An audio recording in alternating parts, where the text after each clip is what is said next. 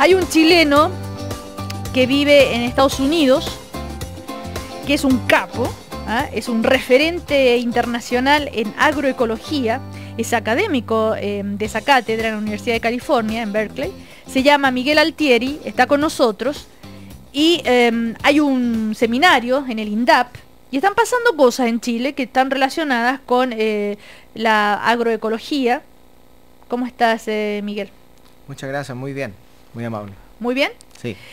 Bueno, estábamos comentando recién fuera de micrófono lo terrible de la sequía en el norte. Yo estuve en el verano, por ejemplo en el Valle de Limarí, los ríos secos, las represas, los agricultores muy preocupados, de verdad. Entonces tú me decías, sí, justamente porque yo tengo propuestas para la agricultura, para zonas y que sea una manera de hacerlo que resista la sequía. O sea que tú ya das por hecho, no nos tenemos que resignar a la sequía. Bueno, los modelos de cambio climático están demostrando que Chile principalmente y toda la zona mediterránea reducirá sus precipitaciones hasta en un 50% en el futuro, y la acumulación de nieves también va a bajar en forma radical. Entonces, esa es una realidad. Yo creo que la sociedad chilena y el mundo tiene que aceptar que el cambio climático ya se instaló. O sea, no es una cuestión si va a venir o no va a venir. Lo que pasa es que el IPCC, que es el Comité Interinstitucional Internacional de Cambio Climático, se ha preocupado últimamente porque las predicciones que ellos tenían ahora se están dando cuenta de que es más rápido de lo que pensaban. Entonces, bueno, se están manifestando sequías que son parte de las predicciones, y lo que tenemos que hacer es ver cómo los agricultores se van a adaptar a esto. Ahora, de todas maneras, una sequía que, fíjate, ayer viene estas lluvias y este tema en el norte, ¿no es cierto? Y de golpe, y dice, bueno, ojo que este puede ser un año más lluvioso, aunque no vamos a llegar a lo que debe ser el caudal. El hecho que haya eventos así de lluvias y precipitaciones así tan agresivas no significa que la tendencia no sea que vamos a un año más seco. Entonces, por ejemplo, el agua que ayer cayó, si hubieran las capacidades de cosecharla, ¿cierto? En reservorios, como lo hicieron en Brasil. En el nordeste de Brasil, el gobierno invirtió en 1 millón de cisternas, como un sistema de cosecha de agua, que permite a los agricultores con 200 milímetros de precipitación al año, y que cada vez va siendo menos, tener sistemas de producción de alimentos. Entonces, por un lado, existe lo que sería la cosecha del agua como una estrategia fundamental, y por otro lado, en lo que nosotros llamamos el manejo agroecológico. Por ejemplo, si los agricultores incrementan el contenido de materia orgánica de su suelo en un 1%, eso equivale a una represa de miles de litros de agua. ¿Puedes repetirlo? Si los campesinos, a través del manejo agroecológico, incrementan 1% el contenido de materia orgánica de su suelo. ¿Cómo lo haces? ¿Qué es la materia orgánica? La materia orgánica y tú hablas así son como todos si los todos residuos. Supiéramos, no sabemos nada. Ya, todos los residuos que producen de cosechas, el guano, todo eso se puede reciclar, eso es materia orgánica. Ya. Que es básicamente la base fundamental de la alimentación del suelo. Por ejemplo, los agricultores pueden hacer compost, pueden hacer abonos verdes, pueden reincorporar los residuos de las cosechas al suelo. Hay 1000 maneras de hacer la incorporación de esta materia orgánica. Y eso lo tomamos. Entonces, se incorpora al suelo, y eso incrementa el contenido de materia orgánica, que actúa como una esponja. La poca agua que cae, mantiene.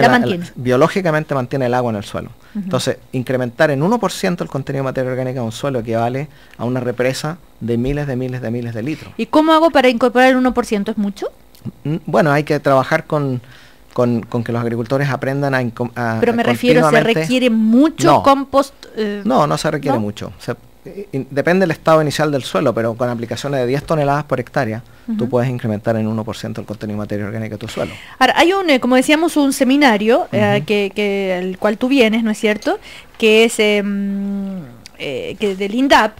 ¿Cómo le llega esta información y toda tu sapiencia y toda tu savoir-faire a los agricultores? En este momento te cuento, a nosotros nos escuchan mucho en todo el país. Sí. Nos deben estar escuchando en el norte, por ejemplo. Sí. ¿Cómo les llega a ellos toda esta información? Bueno, ¿Cómo aterrizarla? Sí, bueno, primero que nada, cuando nosotros hablamos de agroecología, es una nueva manera de hacer agricultura basada en principios ecológicos y basada en los saberes locales, ¿no? Entonces hay un tema de que por un vehículo es la extensión que hace el INDAP y estas instituciones, pero el vehículo más efectivo, y en otros países ha sido un éxito, en Centroamérica, en Cuba, en Brasil, es lo que se llama campesino a campesino. Lo que se crean son redes de campesinos, donde los innovadores, los más avanzados, comparten sus experiencias, su sabiduría, sus sistemas, ¿cierto? A través de unas cadenas horizontales de información. Entonces se forman como por ejemplo, en una zona donde hay una sequía, pero un agricultor resiste esa sequía porque usa semillas criollas, porque manejan la materia orgánica, ¿Semillas etcétera. criollas? Semillas criollas. Es decir, en lugar de semillas mejoradas, modernas. con la famosa... O sea, por ejemplo, hay miles de porotos, tomates en Chile que son criollos, que fueron básicamente domesticados y adaptados a las condiciones locales. Y hay muchas de ellas que son resistentes a la sequía. En cambio, las de Monsanto, ¿no? No, por supuesto que no. Ah. Entonces, ¿qué pasa? Y los campesinos en el mundo tienen en sus manos 1 millón de variedades de diferentes cultivos. Esa es la base genética de la agricultura para el cambio climático. Entonces, pero ahí te tienes que enfrentar a unos poderes económicos de proporciones. ¿Cómo hace? Incluso va a salir una nueva empresa para hacerle competencia a Monsanto, y poder también tener toda esa cantidad de semillas, y esas semillas, tú dices, no están preparadas para nuestro suelo ni para la sequía. Entonces, ¿qué? Pero es como que me imagino un pequeño agricultor tratando de poner esa semilla, pero hacia gran escala. No a gran escala. Es que lo que pasa es que hay un mito, ¿eh? Tú sabes que los campesinos a nivel mundial, que controlan solamente el 20% de las tierras, producen el 70% de la comida. La gran agricultura no produce la comida. La agricultura industrial, Monsanto, todo esto, ellos controlan el 70% de la tierra agrícola mundial, pero producen el 30% del alimento, porque a ellos lo que les interesa producir es biomasa. Ellos producen biocombustibles, ellos producen bioplásticos y otras cosas. Los que producen la comida son los campesinos. Y eso lo han reconocido países como Brasil, por ejemplo, donde la agricultura familiar, que produce el 70% de la comida, ellos han invertido en un ministerio de agricultura dedicado exclusivamente a la agricultura familiar. Y resulta. Y con un presupuesto de 3.000 millones de dólares para impulsar la agroecología, porque han visto que la agroecología es el camino para la agricultura familiar del futuro, para enfrentar el cambio climático, para una agricultura que no dependa de los insumos externos, del petróleo, que está siendo cada vez más caro. Estamos conversando con el doctor en entomología de la Universidad de la Florida, ingeniero agrónomo de la Universidad de Chile, pero él es un referente internacional, como les decía, en agroecología. A propósito de los problemas de, por ejemplo, lo que estábamos hablando de la sequía. Y ayer justamente la presidenta de la República hizo un anuncio, un plan nacional que contempla 105.000 millones de pesos para combatir la sequía en este 2015. Tú me asientes con la cabeza, entonces estás al tanto. ¿Qué te parecen, Miguel Altieri, estas medidas? Yo creo que combatir la sequía significa mitigar los efectos de la sequía. Aquí lo que hay que pensar es una estrategia a más largo plazo en que la sequía va a ser cada vez más continua, más severa, y cómo vamos a hacer agricultura dentro de estos escenarios. Yo creo que ahí es donde está la clave del asunto. Y lo que estoy viendo es que se está metiendo mucho en un enfoque muy ingenieril, que requiere de muchos dineros del Estado, por ejemplo, pozos profundos, y cosas de ese tipo. Nombrar, por ejemplo, un plan nacional para asegurar los recursos hídricos en el país, que contempla, por ejemplo, la creación de embalses. 19 grandes embalses se construirán hasta el año 2024, perdón. Bueno, esas son soluciones ingenieriles que son importantes, pero la agroecología lo que enfatiza es cómo nosotros biológicamente preparamos a las fincas para que resistan el cambio climático. Entonces, por eso te decía yo, incrementar la materia orgánica del suelo, cosechar el agua que se pierde. ¿Cómo se puede cosechar el agua que se pierde?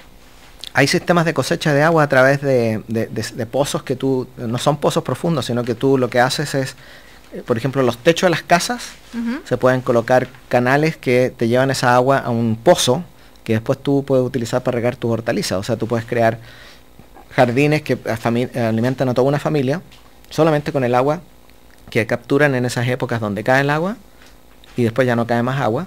para regar las hortalizas, por ejemplo, depende de la cantidad de tierra que tú tengas. Ahora, en Brasil, por ejemplo, te decía, en el nordeste, que es una zona árida, el semiárido brasilero, donde hay millones de campesinos que están ahí, el gobierno ha invertido en unos planchones que son como unas canchas de básquetbol, donde de 200 metros cuadrados, que están un poquito inclinados, y que cosechan de 200 milímetros que caen al año, 52.000 litros en una cisterna. Esos 52.000 litros de agua le permiten a los agricultores producir toda su comida en una hectárea, más tener un excedente para los mercados. Entonces es cuestión de que nosotros empecemos a pensar de que hay que cosechar el agua, pero más importante mantenerla en el suelo con la materia orgánica y tener las semillas criollas que sean necesarias para adaptarse a esas condiciones en que el régimen hídrico va a ser más limitado. Tú hablabas recién sobre el tema de recuperar el agua, por ejemplo. ¿Se puede desalinizar el agua? Hay siempre un gran sueño de desalinizar el agua, entonces recuperar el agua del mar, pero es muy caro. Es carísimo. Es carísimo. ¿Vale la pena? ¿Qué opinas de eso? Yo pienso que todas esas, si existen el interés y sectores que están decididos a invertir en eso, está bien. Pero a lo que voy yo, no dependamos tanto de la tecnología de alto costo, sino hay soluciones mucho más cercanas. Donde los campesinos, los indígenas en diferentes partes del mundo han desarrollado sistemas. Por ejemplo, también están los sistemas que se llamamos silvopastoriles. En Colombia. Silvopastoriles. En Colombia, pero por ejemplo, traigámoslo a Chile. Bueno, ¿Cómo pero sería es que eso? esos son ejemplos que se podrían traer a Chile. Por ejemplo, las praderas del norte, aquí del norte chico, donde tienen animales, los campesinos que tienen praderas así abiertas, lo que hay que hacer es no colocar árboles dentro de esas praderas. Y esos árboles lo que hacen es que crean un microclima, te reducen lo que se llama la evapotranspiración. El agua se pierde por evaporación. El 80% del agua del suelo se pierde por evaporación. Si tú tienes árboles que están sombreando, cambiando el microclima, tú conservas esa agua en el suelo. Entonces, y esos árboles más encima alimentan a los animales. No solo el pasto, sino que la proteína que están en esos árboles. Entonces, hay muchos sistemas a nivel mundial. Por ejemplo, el mulching. Tú puedes colocar una capa de paja en los cultivos para evitar la evaporación, eso también es fundamental. Ayer yo estaba recorriendo San Nicolás, toda esta zona de Ñuble, y veía campesinos con sus suelos desnudos.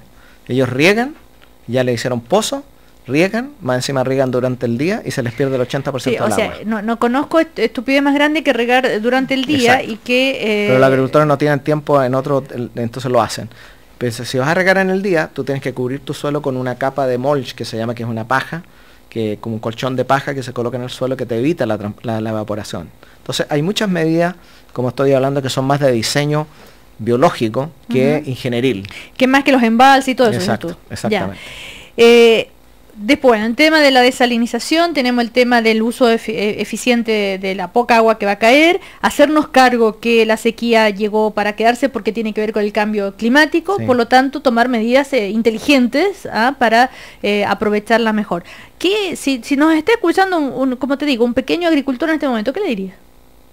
Un pequeño agricultor, que le digo, primero que nada que es importante que empiece a ver en su zona qué campesinos son más exitosos frente a estos escenarios. O sea, hay campesinos que, si tú vas a una zona, hay una sequía, no todos sufren igual, hay unos que sufren menos. ¿Por qué no empezamos a entender por qué esos agricultores sufren menos? ¿Qué están haciendo ellos que les permite resistir la sequía bajo las mismas condiciones que yo tengo? Ya, por fin encontré aquí las medidas Sí, sigue. Bueno, esa sería una cosa que le diría. La otra es que los agricultores tienen que asociarse, porque hay que pensar que las redes de intercambio son muy importantes, porque el conocimiento no tenemos que esperar que venga de arriba, del INDAP o del ministerio, sino de las propias bases, donde hay mucha innovación. Entonces también crear redes de intercambio de conocimiento, de semillas y cosas así. Estaba buscando más el detalle de las obras que anunció el gobierno para la sequía. Y, por ejemplo, dice, impulsará las instalaciones por eso es que te hablaba de la desalinización, porque dice, impulsará la instalación de plantas desaladoras en Copiapó, Petorca, La Ligua, en el Choapa, Limarí y Azapa. Bueno, son medidas importantes. Lo que pasa es que esa agua va a ir para seguir alimentando un modelo de agricultura que no es resiliente al cambio climático, ¿me entiendes? Nosotros tenemos que cambiar el sistema de producción y regarlo más eficientemente con esas aguas que se van a producir, o sea, con las desalinizadoras. Tienes que ir a entrevistarte con el ministro, por favor, porque esta mañana lo conocí al ministro. ¿Y le dijiste todo esto? No, ministro, ¿sabe qué? Sus medidas no son las mejores. Son complementarias. Pero no son las mejores. Claro. Dilo, Sí, no son las mejores. no son las mejores. Ya. No, y además Claro, espérate. Dice, se contempla también la incorporación de plantas micro desaladoras en Coquimbo, Valparaíso, El Maule y Biobío. También infiltración de napas de agua subterránea, sí. lo que se hace con recursos hídricos provenientes de ríos. Claro, lo que pasa es que los pozos, ¿cierto?, alcanzan lo que se llaman las napas freáticas, que son las aguas profundas, pero esas aguas también se van a acabar. Entonces, ¿qué sacas con hacer pozos que, por ejemplo, en una zona vimos que un agricultor tenía un pozo de 20, de 20 metros, ya no encontró, uno de 38 encontró, bueno, cada vez más profundos los pozos. Entonces, bueno, son medidas que realmente, en mi opinión, son paliativas. Claro, nuestros nietos ya no van a encontrar nada de agua. Nada de agua. Entonces, y también, por supuesto, que está asociado a los incendios forestales que tú hablabas, toda la deforestación que se ha hecho, ¿cierto? Sí. Y contribuye porque los bosques nativos principalmente, son los que regulan los ciclos hidrológicos. Cambiar esos bosques por pinos, por eucaliptos, que son muy vulnerables a los incendios, también ha sido malo. Entonces tenemos que recuperar también la matriz boscosa, nativa, que es la que regula los ciclos biológicos en nuestros países. Porque nosotros hemos visto en China, por ejemplo, hicimos un estudio en la Universidad de California, donde los campesinos rodeados de bosque nativo sufrían menos sequía que los agricultores que estaban rodeados de grandes monocultivos de arroz, por ejemplo. Estamos conversando con un soñador, con un idealista, Miguel Altieri. Yo lo hago por mis nietas. ¿En serio? No hay que perder la esperanza. Qué bonito lo que dices, pero imagínate todo el interés económico que hay detrás de todo eso, de ese bosque que tú hablas. Pero sabes una cosa, que los campesinos a nivel mundial se han organizado en lo que se llama la Vía Campesina, que es un movimiento social rural muy potente, y que lo que podemos hacer es crear un bypass al modelo, porque este modelo económico, ¿cierto?, que causó el problema, no nos va a sacar del problema. Acuérdate que Einstein dijo, no podemos solucionar un problema con la misma mentalidad que lo creó. Si reconocemos que el cambio climático es la consecuencia de un modelo capitalista que ya no es sustentable, tenemos que crear un bypass, porque ese modelo, la agricultura industrial va a fracasar por el cambio climático. Entonces, creemos un bypass, que son los territorios campesinos, porque ya se está hablando a nivel de territorio, que los campesinos controlen territorio, ahí ellos van a tener más autonomía, más control sobre todo esto. Y es posible que exista una coexistencia entre este modelo que se va a ir desmoronando y estos nuevos modelos, estas nuevas islas, ¿cierto?, del desarrollo sustentable campesino, que usan estas metodologías agroecológicas. Y para terminar, otra de las medidas, instalación de geomembranas para evitar pérdidas en los sistemas de acumulación y conducción de aguas. De nuevo, ingenieril, eso se puede hacer también biológicamente, ¿cierto? Ministro, no es la mejor. Y aquí estamos con un capo. Bueno, en todo caso, interesantísimo. Conversar con Miguel Altieri, académico de la Cátedra de Agroecología de la Universidad de California, que está participando entonces en este seminario organizado por el INDAP, que promueve el debate sobre la agroecología. A propósito de los campesinos, se están organizando, me hiciste recordar una canción, ¿te acuerdas? La época revolucionaria, campesino, dueño de... ¿Cómo era? De la tierra, dueño de la tierra, de trabajar la tierra. Exactamente. Bueno, en Brasil tú sabes que hay un movimiento que se llama el MST, Movimiento Sin Tierra. 1 millón de familias ya controlan 10 millones de hectáreas. Por lo tanto, yo creo que es importante pensar en eso. Me dicen que no se acuerda nadie de mi canción, ya. ¿Y? Bueno, entonces yo creo que el acceso a la tierra, el acceso a los recursos como el agua, como las semillas, tienen que quedar en manos de los campesinos porque son los que nos alimentan, ¿ok? Y eso lo dije en el seminario ahora. ¿Y qué, te aplaudieron? Claro que me aplaudieron. ¿Sí? Sí. ¿En serio? Claro que sí. Claro. Antes se miraba como una rareza el movimiento de los campesinos en Brasil. Sí. Ahora ya está mucho más extendido y en Chile... Bueno, no solo eso, ellos a través de sus conquistas, de sus movimientos sociales, presionando al gobierno, tienen un presupuesto hoy día, el Ministerio de Desarrollo Agrario, de 3.000 millones de dólares para impulsar la agroecología, de lo que estoy hablando. 3.000 millones de dólares. Entonces, ¿qué tiene que pasar en Chile? El INDAP tiene la voluntad política de fomentar esto, de la agroecología, para una mayor producción más sana, para que sea más resistente al cambio climático, pero hay que poner recursos. Aquí hay que invertir en esta nueva propuesta y hacerlo conjuntamente con las organizaciones campesinas.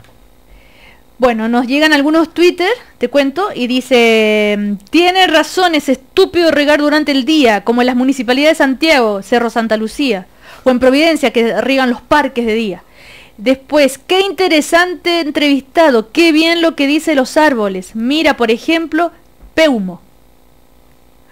Seco el entrevistado, felicitaciones. ¿Ah? Chiquillos, necesito la entrevista al especialista que está entrevistando ahora. ¿Estará disponible después? Por supuesto, está en Radio La Carta. ¿Ah? Ya sabes, entonces. Bueno, gracias, Miguel Altieri, académico de la Cátedra de Agroecología. Entonces el seminario es para especialistas, supongo, no es abierto a todo público, pero lo organiza el INDAP y ojalá... Pero mañana en la tarde, a las 4 de la tarde, vamos a dar un seminario en la USACH abierto a toda la sociedad. ¿A qué hora? A las 4 de la tarde en la USACH. En la USACH. Ya saben entonces todos los interesados en el tema.